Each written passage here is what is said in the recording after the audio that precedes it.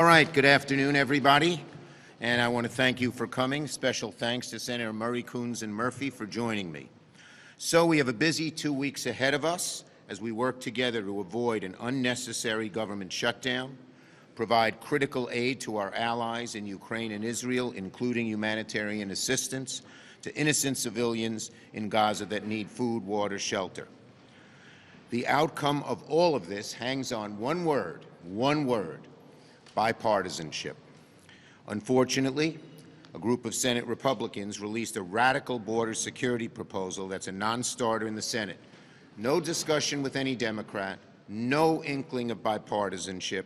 Instead of putting together common-sense border policies that can pass in divided government, Senate Republicans basically copied and pasted the House's radical H.R. 2 bill, all at the expense of Ukrainian freedom, independence, democracy.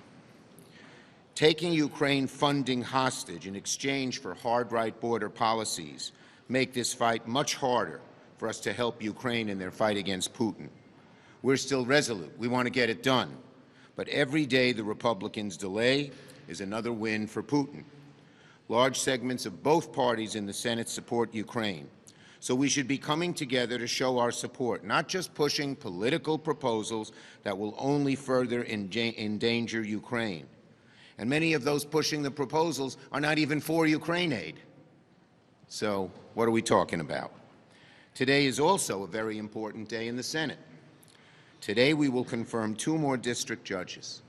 And I'm so happy and so proud that today we will confirm our 100th female judge and our 150th judge confirmed under President Biden. That's really a great record. 150 judges who have brought integrity and impartiality to the bench, 150 judges who have expanded the diversity and dynamism of our courts, 150 judges who are restoring Americans' trust in the federal judiciary. We're making the bench look more like America. It never did. And we're making giant strides, more than any other Senate has, to get that done. Let me put it in perspective. As of tonight, the Senate will have confirmed 100 women to the federal bench, nearly double that of President Trump's whole first term, and more than the full first term of any president. These nominees, and we're only halfway through, these nominees are all historic, taken together. Many are historic in their own right, the first black woman to the Supreme Court, the first Muslim woman to the federal bench, and much, much more. The Senate's now confirmed more women of color to the bench than any Senate under any previous president, even for an 8-year period. And we aren't done. We'll continue to advance qualified judicial confirmation on the floor in the coming weeks. Senator Murray.